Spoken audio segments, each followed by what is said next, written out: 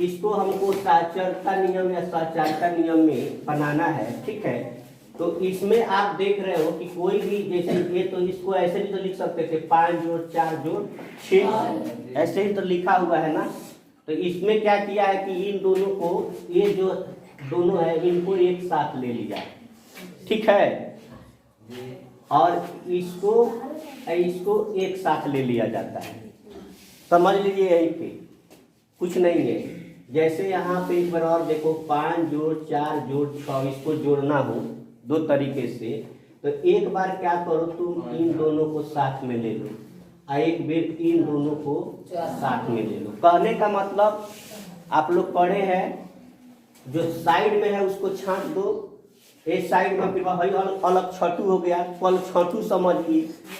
5 4 6 में कल छठू कौन बनेगा भाई? 5 बनेगा और एक में 6 बनेगा, दोनों को कल छठू बनाना है। यूं समझ लीजिए साक्षरता नियम यही है, कल छठू क्या बनाना है? कल छठू बनाना है, ठीक है। तो अब की बार हमने किसको कल छठू बना दिया है? 5 4 6 में 6 को एक साथ नहीं रखा है, ये दोनों समझिया हो गई, हो गया कल छठू, ठीक है। अब क्या करना तुम, अब इसको कल छठू बनाओ, 5 को अलग रखो और 4 और 6 को एक साथ रखो, यही हमारा हो जाएगा साहचर्य नियम, ठीक है। तो अब जोड़ोगे तो 5 जोड़ 4 9 और जोड़ 6, फिर 5 और जोड़ 4 6 9 6 15 बराबर 5 10 15। आप देखेंगे इसमें से जोड़ना कौन सा ज्यादा आसान रहा? ये वाला रहा, जो 10 के फॉर्म में लाकर जोड़ दिया आसानी से। यही हमारा क्या होता है? साहचर्य नियम होता है। देखिए कौन कौन सी संख्याएं योग के अंतर्गत साहचर्य है। क्या प्राकृत संख्याएं योग के अंतर्गत साहचर्य है? आपसे पूछा जा सकता है। क्या पूर्ण संख्याएं योग के अंतर्गत साहचर्य है?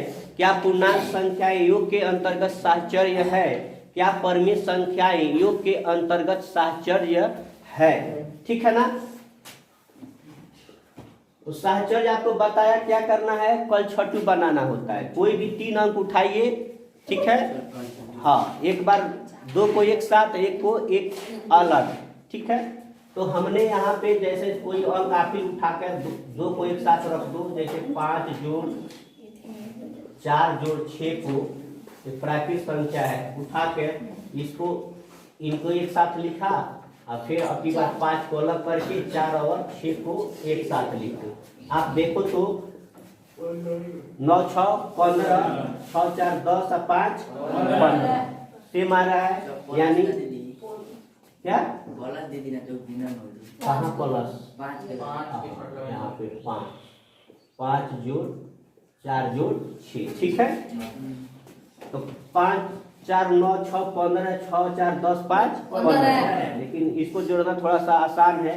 तो 15 बराबर 15 हो रहा है, तो यानी प्राकृत संख्याएं योग के अंतर्गत क्या होती है? साहचर्य होती है। हमारा जवाब क्या होगा? हाँ हो जाएगा, ठीक है ना। उसी तरह कोई पूर्ण संख्या रख लीजिए, मान लीजिए हमने यहाँ पे 0 5 और 3 को एक साथ रख लिया, 3 को जोड़ा। अब इसको हम दोनों को एक साथ जोड़ दिए, अब इसको कल छठू बना दिया, 0 और जोड़ 5 जोड़ 3 को एक साथ रखा, तो 5 और 3 8, 5 और 3 8, 0 जोड़ोगे तो 8, यानी ये भी हमारे लिए क्या होती है? अब पूर्णांक संख्याएं के लिए चलिए आप देखिए, तो 2 पूर्ण संख्या ले लीजिए पूर्णांक संख्याएं। तो पूर्णांक संख्या ले लीजिए आपने, मान लीजिए ले लिया आपने कितना, -5 ले लो ये, ठीक है, और 0 भी ले लो, और एक मान लीजिए प्लस वाला भी ले लो। इसको जोड़ो एक साथ में, तो अब ये दोनों को हम एक साथ जोड़ देते हैं, फिर बराबर लगाते हैं। अब फिर क्या करेंगे, -5 जोड़ और 0 और 4 को एक साथ जोड़ते हैं और देखते हैं रिजल्ट आता है कि सेम कि नहीं। तो ये हमारा हो जाएगा -5, यही ना होगा। और 0 जोड़ोगे तो -5 हो गया, +4। तो आप जानते हैं कि धन पूर्णांक का एक ऋण पूर्णांक हो तो बड़ा में से छोटा घटाते हैं, तो बड़ा का वैल्यू 5 है, 5 में से 4 गया, एक इसका चिन्ह लगा देते हैं, यानी -1 होगा। -1 हुआ ना, ये हमारा हो गया -1 बराबर। अब इसको देखते हैं, ये हमारा -5 हो गया प्लस, और 4 में 0 जोड़ो तो 4 ही होगा। ये भी हमारा कितना आ रहा है -1, तो दोनों -1 आ रहा है, तो ये भी क्या होगा, ये भी हमारा यस होगा। ठीक है, यानी पूर्णांक संख्याएं भी योग के अंतर्गत साहचर्य नियम का पालन करती है। ठीक है, अब परमेय संख्या उठा लीजिए कोई 3, तो मान लीजिए हमने 1/2 एक रख लिया, और जोड़ मान लीजिए -5/2 रख लिया, और 0 भी तो परमेय संख्या ही है ना, 0/1 रख लिया। अब इसको हम क्या करते हैं, इन दोनों को एक साथ जोड़ देते हैं और इसको पलछट्टू बना देते हैं, फिर बराबर करते, फिर इसको हटा देता हूँ, पलछट्टू बना देता हूँ, जोड़, ये हमारा हो गया -5/2 जोड़ 0/1। अब दोनों को जोड़ा जाए, देखा जाए तो 1/2 जोड़ -5/2। जानते हैं कि हर समान है, जब हर समान होता है तो अंशों का योग बटा हर हो जाता है, तो अंशों का योग यानी 1 + -5/2 जोड़ 0/1 यानी 0। इसी तरह से 1/2 जोड़, ये हमारा कितना हो जाएगा, 2, 1 के लघुत्तम 2 हो जाएगा। 2 में 2 से भाग में दिया जाएगा, 1 मतलब कटेगा, उसके ऊपर वाला से गुना किया जाता है, तो हमारा हो जाएगा -5 जोड़ 1 में 2 से भागा दोगे तो 1 दूनी 2, और ऊपर से गुना कर दोगे तो कितना हो जाएगा, 0 हो जाएगा ना।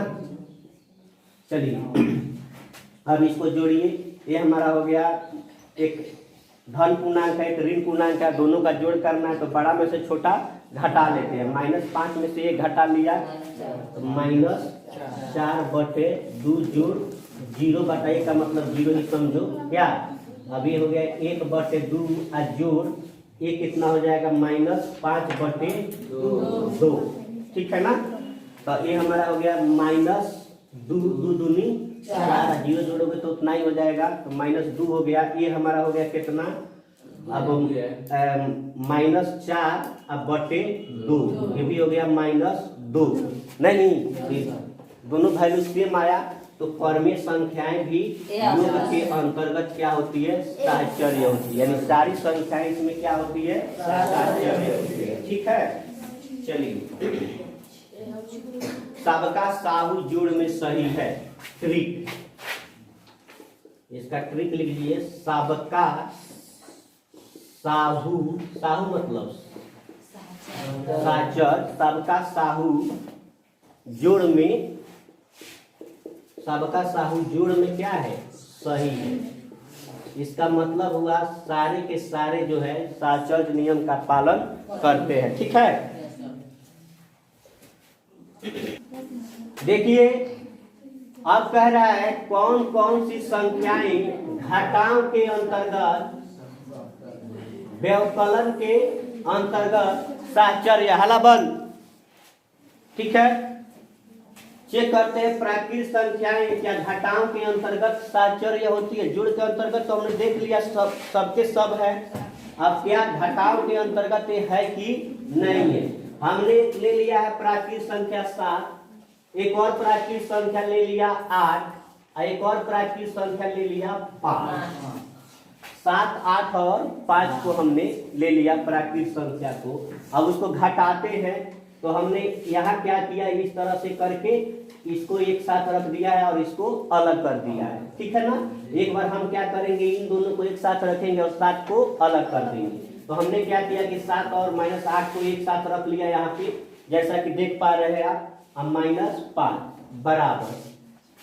अब क्या करेंगे हम बच्चों, 7 को अलग हटा देंगे और इसको रखेंगे साथ में, किसको किसको, -8 को, किसको -8 और किसको -5 को।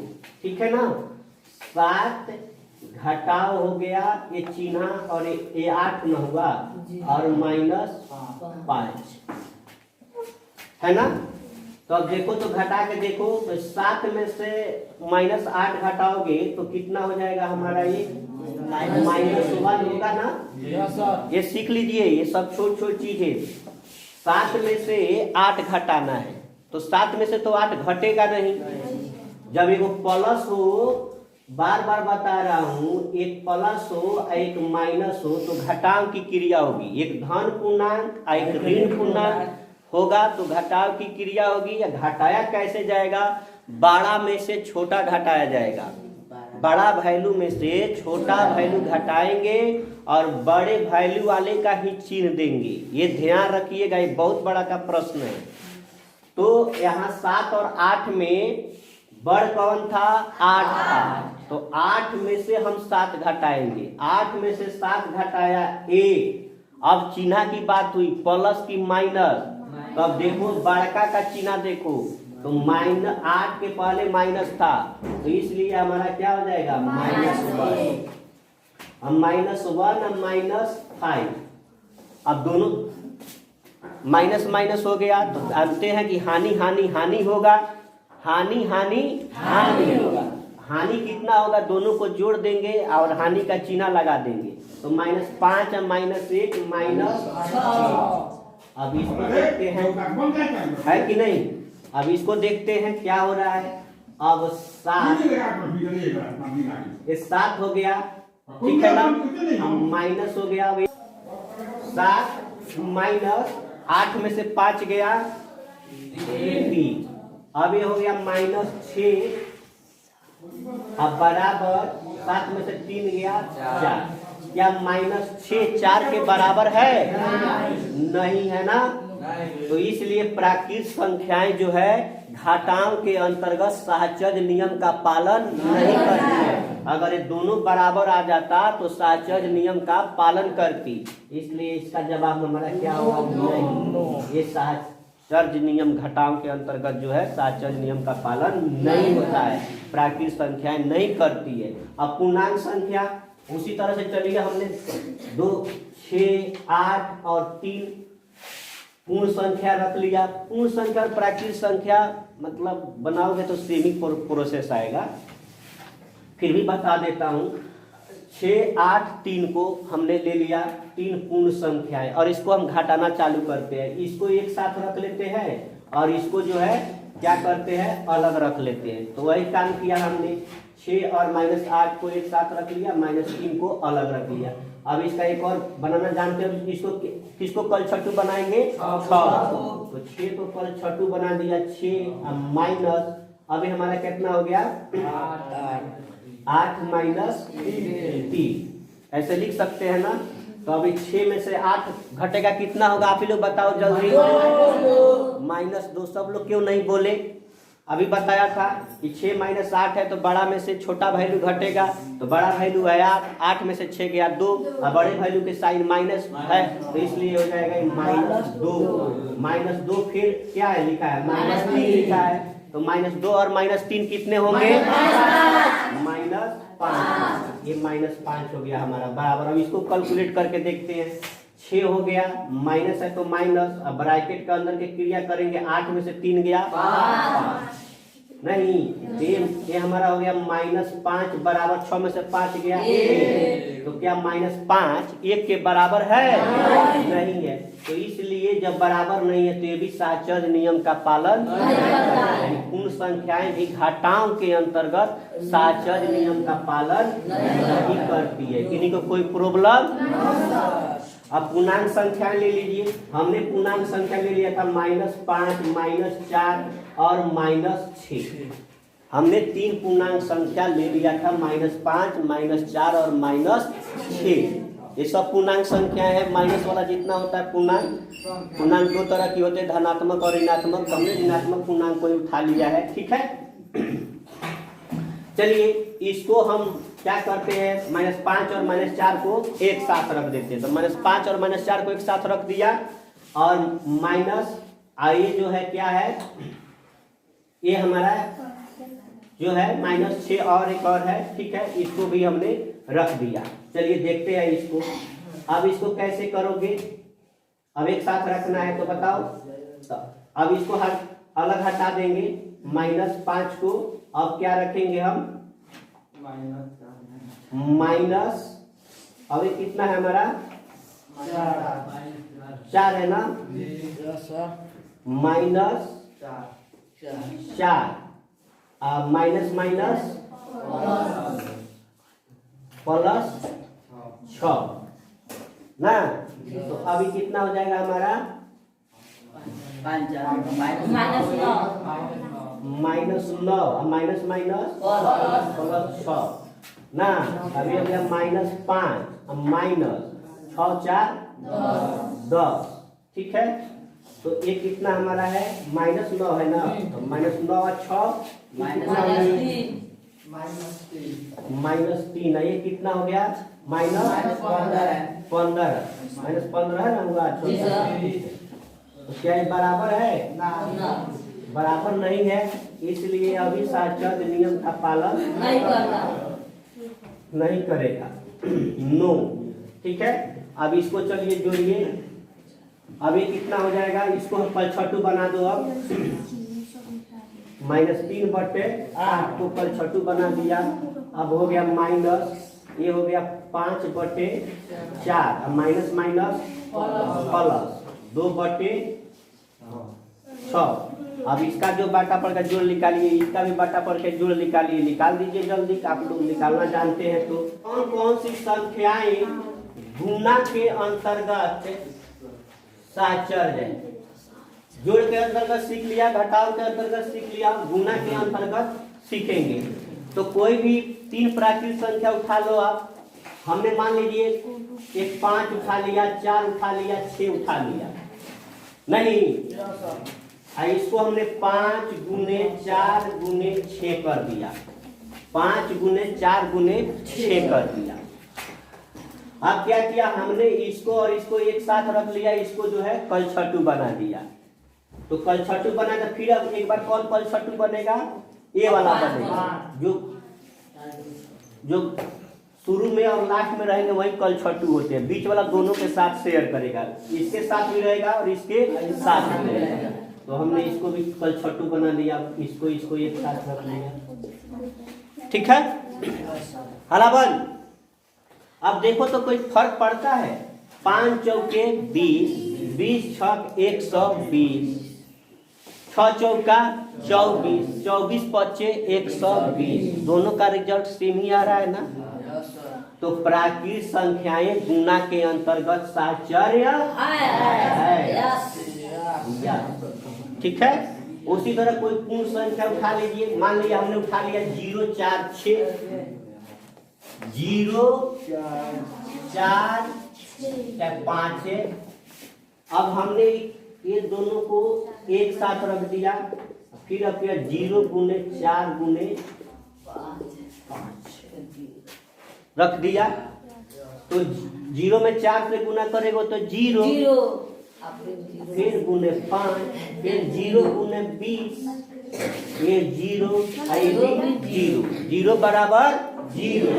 तो पूर्ण संख्याएं भी गुणा के अंतर्गत क्या है, साचर्य है। अब पूर्णांक संख्याएं ले लेते हैं, जैसा कि यहाँ पे हमने लिख दिया है 5 × -4 × -2। तो अब की बार हम क्या करेंगे, बोलिए इसको पलछटू बना दे। तो 5 और 4 एक साथ था, ठीक है ना, 5 × 4 जो था एक साथ था। अब की बार हमने क्या किया, 5 को पलछटू बना दिया और इस तरह कर दिया। तो ये कितना हो जाएगा हमारा, 5 चौके 20 -20 और गुने -2, तो ये हो जाएगा 40, 20 दूनी 40 और माइनस प्लस 40। और ये देखते हैं हो रहा है कि नहीं, 5 गुने -4 गुने -2, तो -4 गुने -2, तो सबसे पहले चिन्ह का गुना कर लेते हैं, माइनस प्लस, 4 दूनी 8, तो +8 × 5 करोगे तो ये भी क्या आ रहा है, 40 आ रहा है। तो ये भी हमारी पूर्णांक संख्याएं भी साहचर्य नियम का पालन करती है गुना के अंतर्गत। ओके, अब परमेय संख्याएं देखते हैं। तो मान लीजिए हमने परमेय संख्या उठा लिया था एक -5/8, एक उठा लिया था 7/6, एक उठा लिया था -2/5, और इसको हमने गुना किया, गुना का चिन्ह दे दिया, इन दोनों को एक साथ रखा, इसको कलछटू बना लिया। अब की बार इन दोनों को एक साथ रखेंगे और इसको जो है कलछटू बना देंगे। तो वही हमने काम किया, -5/8 × 7/6 × -2/5 बराबर, इसको कलछटू बना दिया और इन दोनों को एक साथ रख दिया। ओके, अब यहाँ से तुम गुना करो। देखिए परमेय संख्याएं ये भी हमारा जो है साहचर्य नियम का पालन करती है। -5/8 × 7/6 × -2/5 बराबर -5/8 × 7/6 × -2/5, तो -35 हो जाएगा। 7×5 = 35, -35 8 × 48 × -2/5, उससे -5/8 × 7 दूनी 14, -14/6 = 30, और 35 दूनी 70, माइनस माइनस प्लस हो गई, 48 × 240। उसी तरह से -5/8 में गुना करोगे -14 से तो 70 हो जाएगा, 30 × 240, तो 70/240 बराबर 70/240। ये भी हमारा क्या हो जाएगा, 10 हो जाएगा। चलिए, सब गुण बा साहू में, ट्रिक है, सब गुण बा साहू में, यानी गुना के अंतर्गत सारे के सारे जो है साहचर्य नियम का पालन करते हैं। गुना और जोड़ में भी हमारा आया था कि सारे के सारे साहचर्य नियम का पालन करते हैं, और यहाँ गुना में भी सब गुण बा साहू में। देखिए अब कौन कौन सी संख्याएं भाग के अंतर्गत साहचर्य है। ठीक है, चलिए हम 3 प्राकृत संख्या ले लेते हैं और इसको भाग करके देखते हैं। जैसे हमने 4/5/8, क्या करते हैं इसको आप जानते हो, कलछटू बनाओ, तो इसको एक साथ रखो, आप इसको कलछटू बनाओ, तो 4 भागा हो गया 5/8। देखिए इसको कैलकुलेट करके, तो ये कितना होता है, 4/5 हो जाएगा। अब भागा गुना में बदलता है ना, जानते हो, तो इसके नीचे 1 है तो 8 हो जाएगा। ये हमारा 4/5/8, यानी 4 भागा गुना में बदलता है तो 8/5। तो देखिए, तो ये 4 एकम 4, 4 एकम 4, 8 × 40, ये कितना हो गया हमारा, 8 चौका 32/5। क्या दोनों बराबर है? तो ये भाग के अंतर्गत साहचर्य नियम का पालन प्राकृत संख्या नहीं करती है। उसी तरह से कोई पूर्ण संख्या को उठा लीजिए, यही लिख दीजिए 4/5/8 बराबर 4/5/8, तो ये भी क्या हो जाएगा हमारा 9। ठीक है, पूर्णांक संख्या देखिए, इसको भी कैलकुलेट करोगे तो 9। ठीक है, इसको भी कैलकुलेट करोगे तो 9 करके देख लीजिए, कर लीजिएगा ना आप लोग। जी सर। ठीक है, सारे के हम सारांश पढ़ेंगे, जो 2 क्लास पढ़े हैं हम लोग, उसको हम सेकंड भर में जानेंगे, उसका सारांश, टोटल का सारांश क्या कह रहा है, हाउ ट्रिक ऑफ एससीटीआई।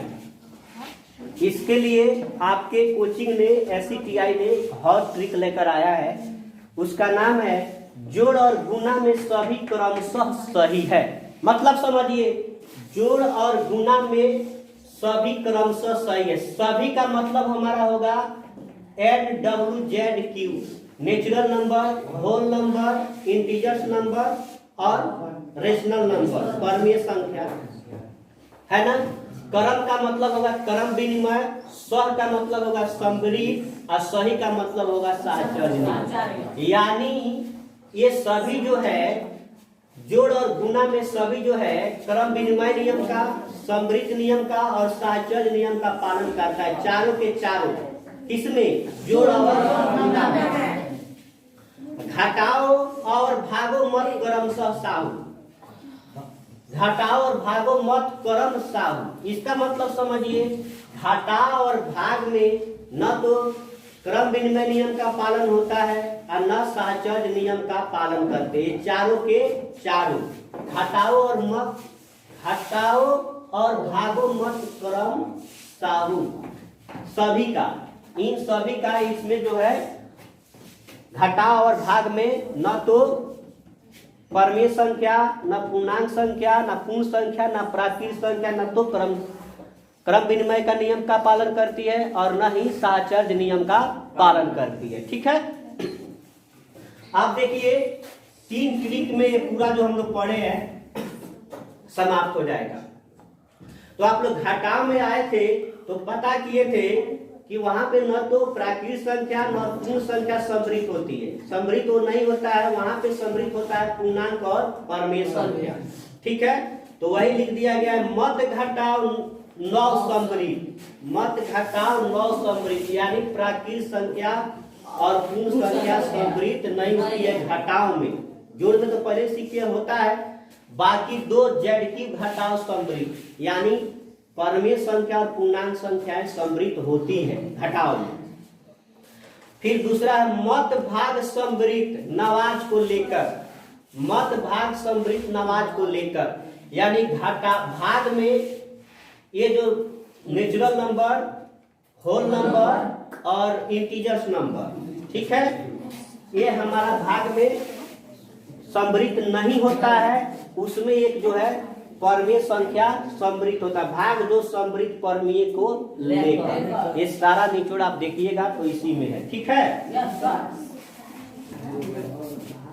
लिखना बंद करें। देखें जीरो का महत्व क्या है। जीरो का महत्व जोड़ में हम चल रहे हैं, कह रहा है कि अगर किसी प्राकृत संख्या में जीरो जोड़ा जाता है तो वही हमें प्राकृत संख्या प्राप्त होगी। पूर्ण संख्या में जीरो जोड़ोगे तो वही पूर्ण संख्या प्राप्त होगी। अगर पूर्णांक संख्या में जीरो जोड़ते हो तो वही पूर्णांक संख्या हमें मिलेगी, दूसरा नहीं। ठीक है, अगर परमेय संख्या में जीरो जोड़ते हो तो वही परमेय संख्या हमें प्राप्त होगी। ये मैथ में आता है, आप लोग कहीं कहीं कंफ्यूजन कर जाते हैं। जैसे देखिए, जिससे पूछूंगा वही बताएगा। मान लीजिए ये जो है हमारा नेचुरल नंबर है, उसमें जीरो जोड़ दिया तो क्या होगा। ए में जीरो जोड़ोगे तो अभी हमने कहा कि कुछ भी जोड़ोगे तो वही प्राकृत संख्या प्राप्त होगी। तो हमने ए में जीरो जोड़ा तो हमें क्या प्राप्त होगा, तो प्राप्त होगा ना। ठीक है, जीरो में ए जोड़े तो ये ही तो प्राप्त होगा, कुछ भी जोड़ोगे तो वही प्राप्त होगा। ठीक है, माइनस ए में जीरो जोड़े यही प्राप्त होगा, माइनस ए तो प्राप्त होगा। क्योंकि हमारा सूत्र कहता है कि अगर प्राकृत संख्या में जीरो जोड़ा जाता है तो वही प्राकृत संख्या है ना। ए बाई बी में जीरो जोड़ोगे तो क्या प्राप्त होगा, ए बाई बी तो प्राप्त होगा ना। आप बताइए 5 में जीरो जोड़ा है तो क्या प्राप्त होगा, तो प्राप्त होगा। 5 में जीरो जोड़ा जाए तो क्या प्राप्त होगा, तो प्राप्त होगा। -2 में जीरो जोड़ा है तो -2 ही तो प्राप्त होगा। 1/2 में जीरो जोड़ा जाए तो क्या प्राप्त होगा, 2 ही प्राप्त होगा। याद रहेगा ना हर हमेशा।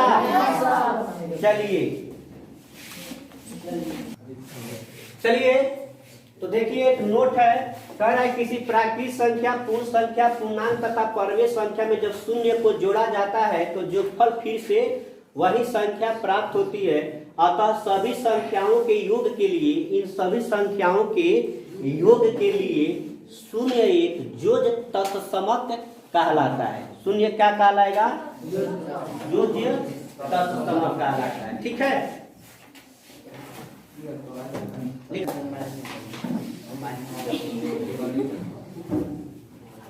देखिए अब घटाव में जीरो का महत्व। प्राकृत संख्या में से जीरो घटाओगे तो वही प्राकृत संख्या, पूर्ण संख्या में से जीरो घटाओगे तो वही पूर्ण संख्या, पूर्णांक संख्या में से जीरो घटाओगे तो वही पूर्णांक संख्या, परमेय संख्या में से जीरो घटाओगे तो वही परमेय संख्या। जैसे यहाँ महत्व गुना में, अगर प्राकृत संख्या में जीरो से गुना करते हैं तो हमें जीरो ही प्राप्त होगा। पूर्ण संख्या में जीरो से गुना करते तो जीरो, में किसी भी संख्या में जो जीरो से गुना किया जाता है तो क्या होता है, जीरो। ठीक है, सब देख लिए। तो किसी भी संख्या में जीरो से गुना करने पर क्या प्राप्त होगा, प्राप्त होगा।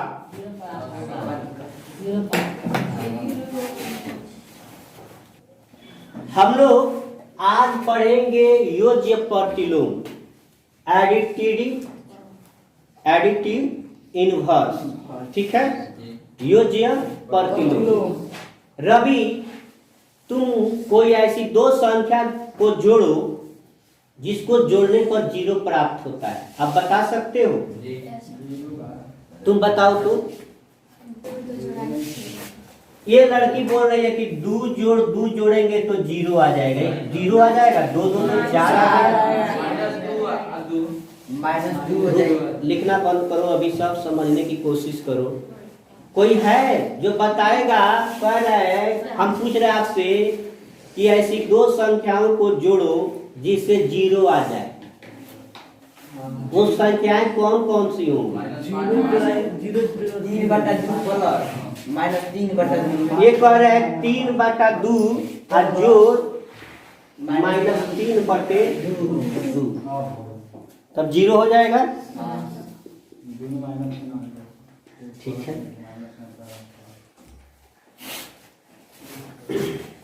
2 जोड़ -2, ये भी हमारा क्या हो जाएगा, जीरो हो जाएगा।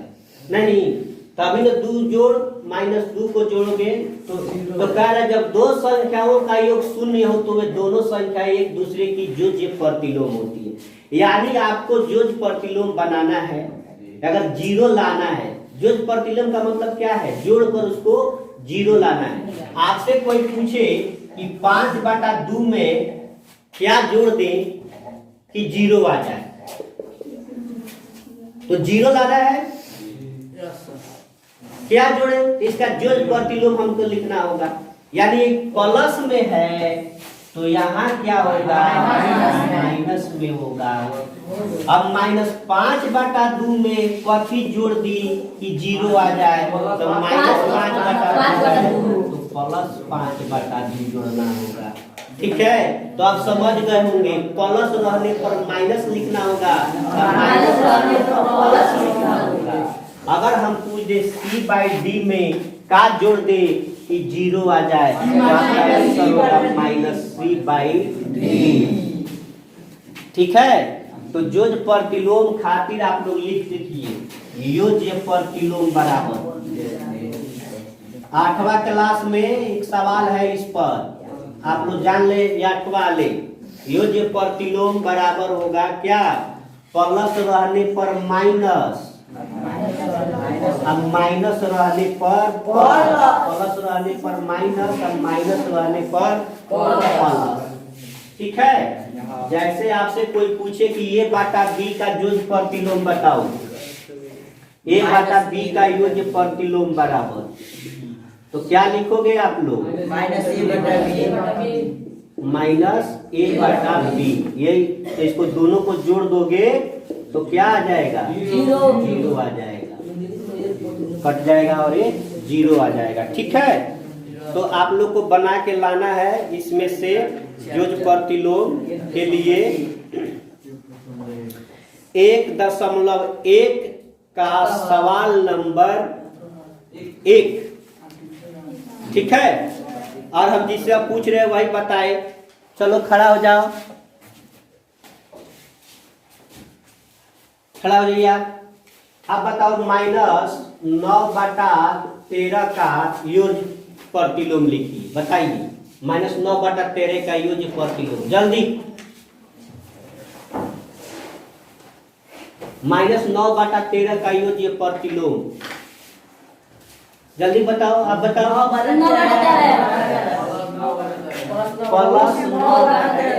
हमने क्या कहा था कि माइनस है तो प्लस लिख देना, खाली 9/13 में कुछ चेंज थोड़े करना, खाली चिन्ह बदलना है। देखो ना यहाँ बताए नहीं कि क्या, प्लस रहने पर माइनस और माइनस रहने पर। आप खड़ा हो जाओ। तुम 12/25 का बताओ योज्य प्रतिलोम। 12/25 का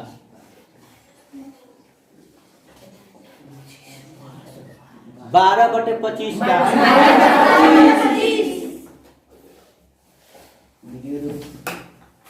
3 का योज्य प्रतिलोम। +2/3 तो है ही है। -2/3 -2/3 का योज्य प्रतिलोम +2/3 +2/3 का योज्य प्रतिलोम -2/3 का योज्य प्रतिलोम +2/3 का -2/3 का -2/3 का योज्य प्रतिलोम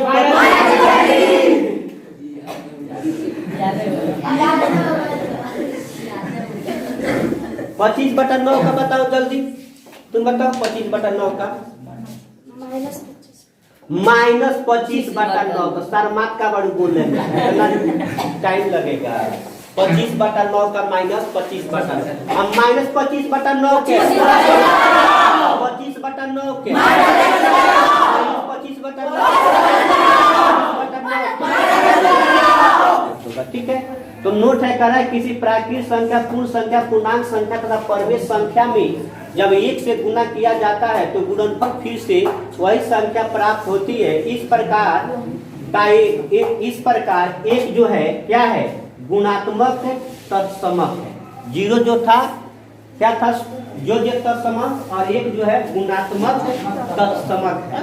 ठीक है, चलिए व्युत्क्रम अथवा गुणात्मक प्रतिलोम कह रहा है जब दो संख्याओं का गुणनफल 1 हो तो वे दोनों एक दूसरे की व्युत्क्रम कहलाती है। तो वे दोनों संख्याएं क्या होगी, एक दूसरे की व्युत्क्रम।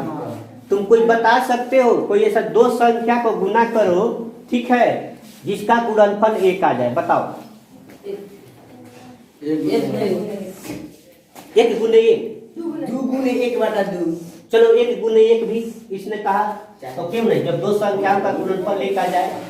और कोई संख्या 2 गुने 1/2 है, 2 गुने 1/2 2 गुने 1/2 बिल्कुल सही, इसने सही बताया कि ऐसी दो संख्याएं जो एक दूसरे के बीच कर 3/2 गुना 2/3 3/2 गुना 2/3 बिल्कुल सही।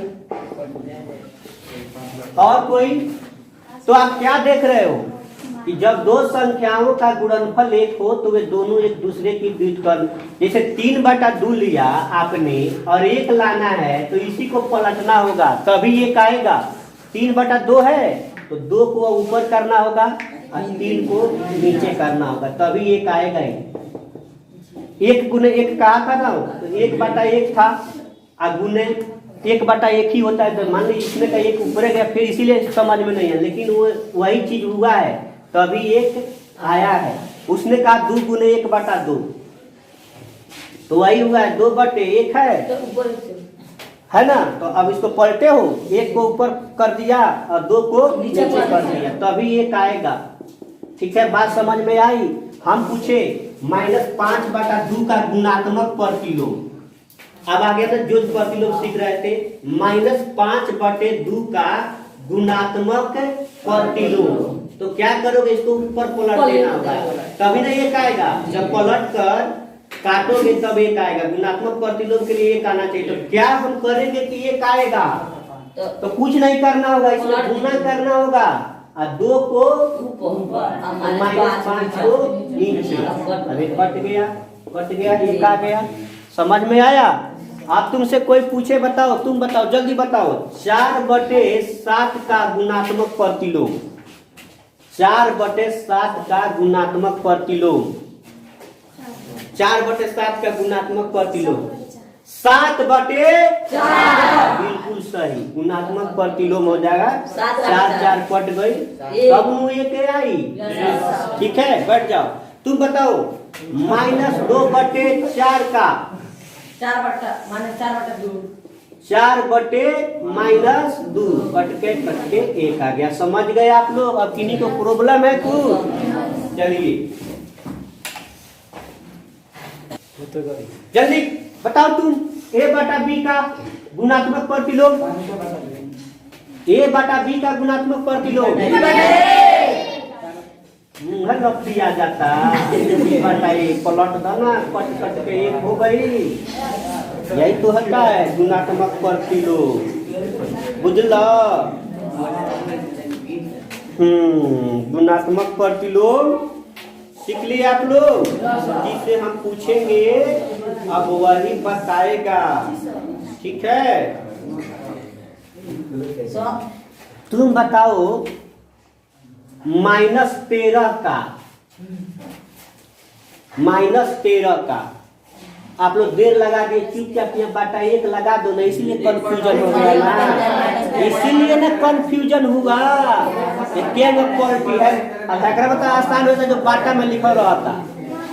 आप लोगों को कंफ्यूजन का कारण हो था, खाली -13 आ गई तो अब का करी रेता बाटा 1 लगा दे और 1 यानी 13 का हो -13 का हो जाएगा 1/-13।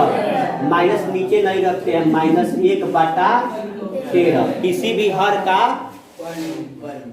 जो है ऋणात्मक हर जो है ऋणात्मक नहीं होना चाहिए, इसलिए इसको ऊपर भेज देते हैं। यानी -13 का क्या हो जाएगा? -1/13। ठीक बा? 5/4 के जल्दी बताओ। 5/4 के 5 घंटा लगाओ बोले में। ठीक बा? 4/-7 के -7/4। ठीक बा? अब -1 के